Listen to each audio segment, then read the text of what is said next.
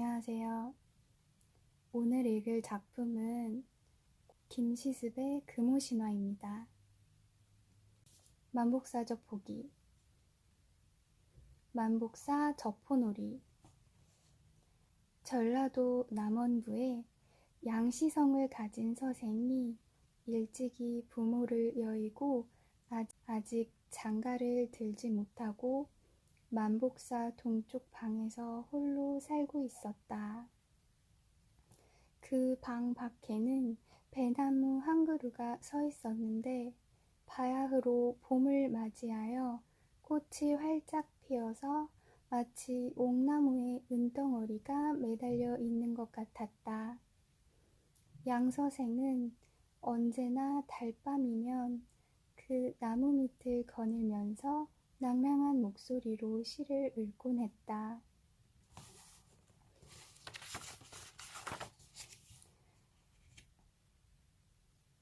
벼랑간 공중에서 이상한 소리가 들려왔다. 그대가 좋은 배필을 얻고자 할진된 그 무슨 근심할 것이 있으리? 양서생은 그 소리를 듣고 속으로 기뻐했다. 이튿날이 바로 3월 24일이었다. 이 고을에서는 이 날이 되면 만복사에 가서 등불을 밝히고 복을 비는 풍속이 있었는데 청춘 남녀들이 많이 몰려와서 각기 소원을 빌었다. 해가 저물어 저녁 불공이 끝나자 사람들이 드문 틈을 타서 양서생은 소매 속에 저포를 품고 부처님을 찾아갔다. 그는 저포를 던지려 하면서 소원을 말하였다. 제가 오늘 부처님을 모시고 저포놀이를 할까 합니다. 만약 제가 지면 불공을 드리기로 하겠습니다. 부처님께서 지시거든 아름다운 배필을 구하셔서 저의 소원을 이루어 주세요. 빌기를 마치고 저포를 던지니 뜻대로 양서생이 이겼다. 그는 곧 부처님 앞에 꿇어 앉아서 말하였다. 인연은 이미 정해졌습니다. 속이지 마시기 바랍니다. 그는 불좌 밑에 숨어서 약속한 배필이 나타나길 기다렸다. 잠시 후에 한 아리따운 아가씨가 나타났는데 나이는 15세, 16세쯤 되어 보였다. 머리를 두 가닥으로 갈라서 쪽지고 깨끗한 차림을 했는데 얼굴과 태도가 흡사 하늘나라의 선녀와 같았으며 바라볼수록 엄전했다. 그녀는 고운 손으로 등잔에 기름을 따라 불을 켜고 향로에 향을 꽂은 후 3번 절하고는 꿇어앉아 한숨을 짓고 탄식하며 말했다. 인생이 방명한들 어찌 나 같을 수 있을까? 아가씨는 품속에서 축원문을 꺼내 읽더니 불탁 위에 얹어 놓았다. 그 글에는 다음과 같은 사연이 적혀 있었다. 아무고을 아무마을에 사는 소녀 아무는 삼가 부처님께 사릅니다. 지난번 변방의 방비가 무너져 왜구가 침범해와 싸움은 눈앞에서 치열해졌고 봉화는 몇 해 동안이나 계속되었습니다. 왜적이 집을 불사르고 백성을 붙잡아갔으며 사람들이 동서로 달아나고 도망해 가니 친척과 노복들은 사방으로 흩어졌습니다. 저는 갸냘픈 몸으로서 멀리는 피난 가지 못하고 깊숙한 골방으로 숨어들어 끝내 굳건히 정절을 지켜 치욕을 당하지 않고서 난리의 화를 면했습니다. 때문에 부모님께서도 여자로서의 수절이 그르지 않았다고 하여 한적한 곳으로 옮겨 잠시 초야에서 살게 해주셨는데 그것도 어느덧 3년이나 되었습니다. 저는 달 밝은 가을밤과 꽃 피는 봄철을 상심하며 헛되이 지내고 뜬구름과 흐르는 물과 더불어 쓸쓸히 날을 보냈습니다. 그윽한 골짜기에 외로이 살면서 한평생의 방명함을 한탄했고 꽃다운 밤을 혼자 보내면서 짝없이 홀로 살아감을 슬퍼했습니다. 그런데 날이 가고 달이 바뀌니 이제 넋마저 사라져 없어졌고 기나긴 여름 저녁과 겨울밤에는 간담이 찢어지고 창자마저 끊어질 듯합니다. 자비하신 부처님이시여 제발 소녀를 불쌍히 여기시어 각별히 돌봐주십시오. 사람의 한 평생은 태어나기 전부터 마련되어 있으며 선악의 응보는 피할 수 없사와 타고난 생명의 인연이 있을 것이오나 일찍이 배필을 정해주시어 즐거움을 얻게 해주심을 간절히 빌어 마지 않습니다. 여인은 축원을 마치고 나서 흐느껴 울기 시작했다. 이때 양서생은 불좌 밑에서 여인의 모습을 보고는 마음을 걷잡을 수 없어 뛰쳐나가 말을 건넸다. 조금 전에 부처님께 글어를 올리셨죠? 무슨 일 때문이십니까? 그는 여인이 올린 글어를 읽어보았다. 그의 얼굴에는 기쁨이 넘쳐 흘렀다. 아가씨는 어떤 분이십니까? 어째서 여기 홀로 오셨습니까? 여인은 대답했다. 저도 사람입니다. 무슨 의심나는 일이 있으십니까? 당신께서는 다만 아름다운 배필만 얻으면 되지 않습니까? 꼭 성명을 물으셔야 합니까? 그렇게 당황하실 필요는 없을 것 같습니다. 그들은 서로 이야기를 주고받았다. 그때 만복사는 이미 허물어져 승려들은 한편 구석진 방에 살고 있었으며 법당 앞에는 행랑만이 쓸쓸히 남아있었고 행랑이 끝난 곳에 좁다란 판자로 지은 방이 하나 있었다. 양서생이 슬그머니 여인을 유인해서 그곳으로 들어가니 여인도 어려워하지 않고 따랐다. 그들은 서로 즐거움을 나누었는데 보통 사람과 조금도 다름이 없었다. 이윽고 밤이 깊어지자 달이 동산에 떠올라 달 그림자가 창살에 비치었다. 문득 발자국 소리가 들려왔다. 여인이 물었다. 누구냐? 시녀가 온 것이 아니냐? 예, 접니다. 요즘 아가씨께서는 출타하시더라도 중문 밖을 떠나가지 않으셨고 보행을 하시더라도 서너 걸음 이상 하지 않으셨는데 어제 저녁에는 우연히 나가시더니 어찌 이곳까지 오셔서 이런 일을 있게 하셨습니까? 여인이 말했다. 오늘 일은 아마 우연한 일이 아닐 것이다. 하느님이 도우시고 부처님이 돌보셔서 한 분의 고운님을 만나 백년회로를 하기로 했다. 부모님께 알리지 않은 것은 예절에 어긋났다 하겠으나 서로 즐거이 맞이하게 되니 이 또한 기이한 인연이라 하겠다.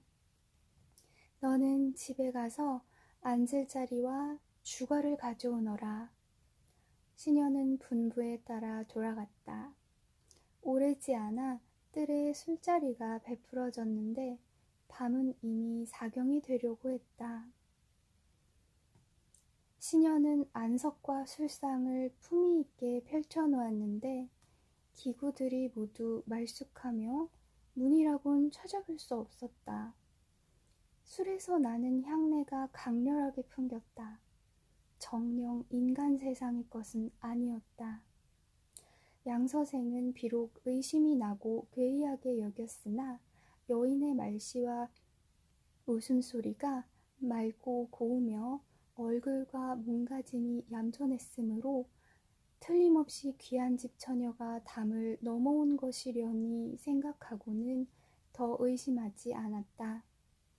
여인은 술잔을 건네면서 시녀에게 노래를 불러 술을 권하게 하고는 양서생을 바라보며 말했다. 이 아이는 옛 가곡을 그대로만 부릅니다. 제가 새로운 가사를 하나 지어서 술을 권해도 괜찮겠습니까? 양서생은 기뻐하며 대답했다. 좋습니다. 이에 여인은 만강홍 곡조에 맞추어 가사를 지어 시녀에게 부르게 했다. 노래가 끝나자 여인은 수심에 잠겨 안색이 달라지며 말했다.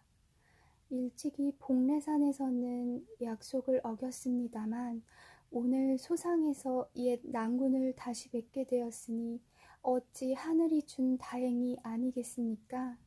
낭군께서 저를 멀리하시어 저버리지 않으신다면 끝내 낭군의 시중을 들을까 하오며 만일 소원을 들어주시지 않는다면 저는 영원히 멀리 떠나겠습니다.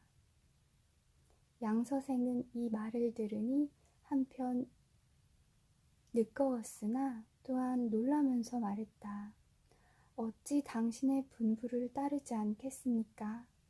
그래도 여인의 태도가 예사롭지 않았으므로 양서생은 그녀의 행동을 자세히 살펴보았다. 이때 달은 이미 서쪽 봉우리에 걸려 있었고 먼 마을에는 닭 울음소리가 들려왔으며 절의 종소리가 처음으로 울려오자 날이 막 새려하였다. 여인은 시녀에게 말했다. 넌 자리를 거두어서 집으로 돌아가거라. 시녀는 대답하자 곧 없어졌는데 간 곳을 알 수 없었다. 여인은 양서생에게 말했다. 인연은 이미 정해졌습니다. 함께 저희 집으로 가셨으면 합니다. 양서생이 여인의 손을 잡고 마을을 지나가니 개들은 울타리 밑에서 짖고 사람들은 길을 나다녔다. 그러나 길 가는 사람들은 양서생이 여인과 함께 가는 것을 알지 못하고서 다만 이렇게 물었다. 양서생은 어디서 이렇게 일찍 돌아오시오? 양서생은 대답했다. 마침 만복사에서 술에 취해 누워 있다가 친구가 사는 마을을 찾아가는 길입니다. 날이 새자 여인은 양서생을 인도하여 풀숲을 헤치고 가는데 이슬이 흠뻑 내려서 길을 찾을 수 없었다. 양서생은 여인에게 물었다. 어찌 거처하는 곳이 이렇습니까? 홀로 사는 여인의 거처는 본디 이렇습니다. 두 사람은 한바탕 웃으며 마침내 함께 계령동으로 갔다. 다북쑥이 들을 덮고 가시나무가 공중에 높이 들어선 속에 집 한 채가 있는데 자그마한 것이 매우 화려했다. 여인의 인도에 따라 들어가니 이부자리와 휘장이 잘 정돈되어 있는데 버려놓은 품이 어젯밤과 같았다. 서생은 그곳에서 3일을 머물렀다. 즐거움은 평상시와 조금도 다름없었다. 시녀는 아름다우면서도 교활한 태도가 없었고 좌우에 진열된 그릇은 깨끗하면서도 사치스럽지 않았다. 양서생에게는 그런 것들이 인간 세상의 것이 아니라는 생각이 들었으나 여인의 은근한 정에 끌려 다시는 그런 생각을 하지 않았다.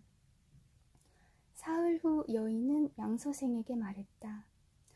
이곳의 사흘은 인간 세상의 3년과 같습니다. 도련님은 이제 집으로 돌아가셔서 옛날의 살림살이를 돌보셔야 합니다. 드디어 이별의 잔치가 시작되었다. 양서생은 탄식하며 말했다. 어쩌면 이별이 이렇게 빠릅니까? 작별하더라도 다시 만나 평생의 소원을 다 풀 수 있을 것입니다.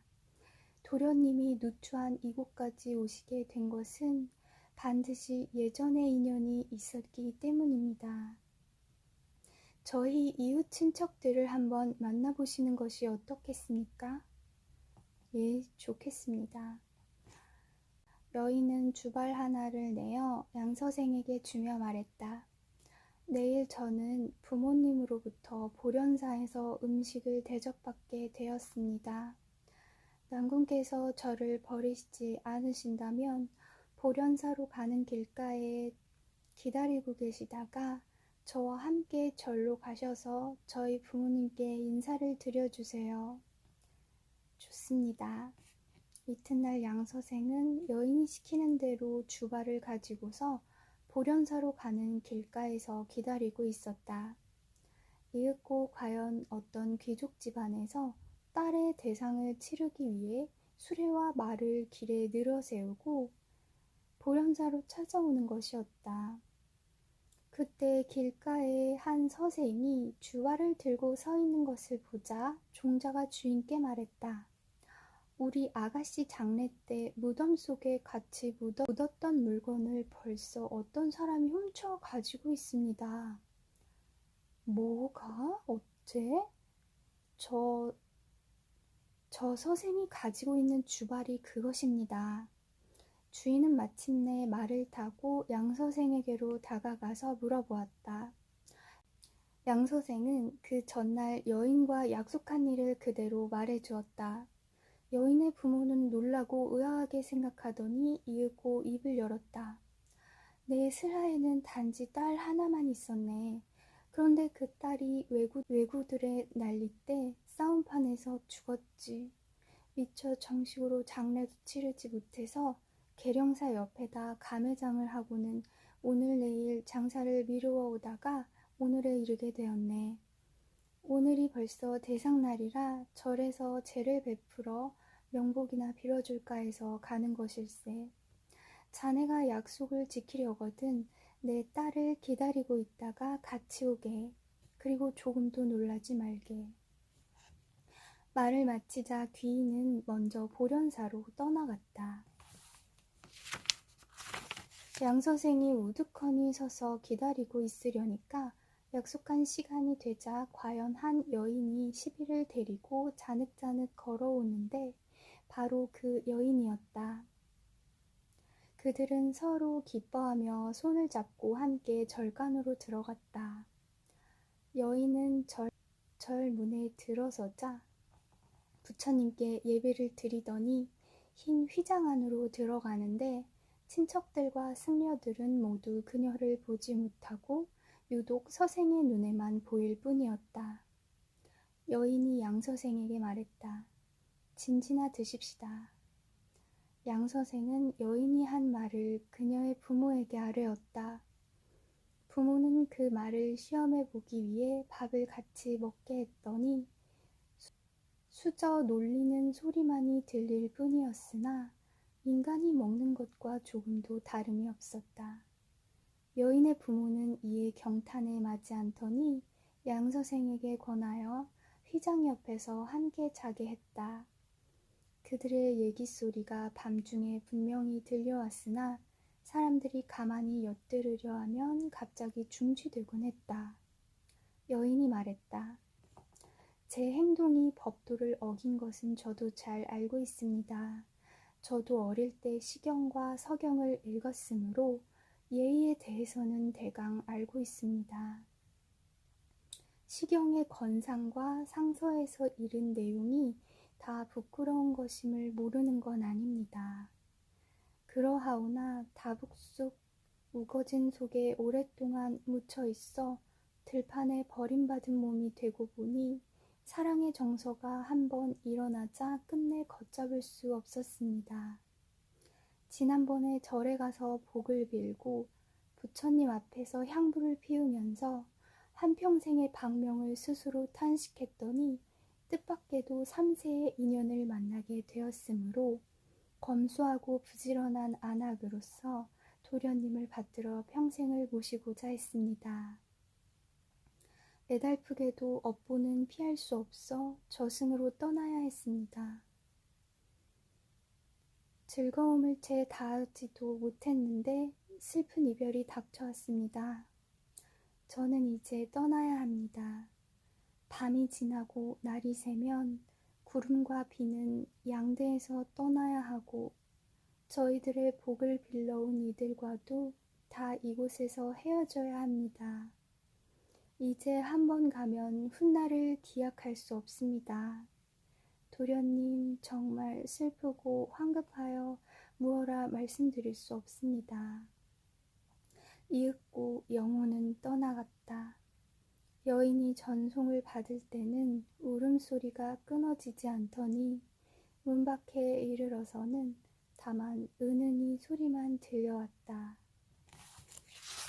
장례를 지낸 후 양서생은 슬픔을 견디지 못해 토지와 가옥을 다 팔아 절간으로 가서 연달아 사흘 저녁 제를 올렸다. 그러자 여인이 공중에 나타나 양서생을 부르며 말했다. 저는 난군의 은덕을 입어 이미 다른 나라에서 남자의 몸으로 태어나게 되었습니다. 비록 저승과 이승이 막혀 있지만 난군의 은덕에 깊이 감사의 뜻을 올립니다. 난군께서도 이제 다시 착한 업을 닦으시어 저와 함께 숙세의 누를 벗어나게 하십시오. 양서생은 그 후 다시는 장가가지 않고 지리산에 들어가 약초를 캐며 살았다고 하는데 그가 어디서 세상을 마쳤는지는 아는 이가 없다.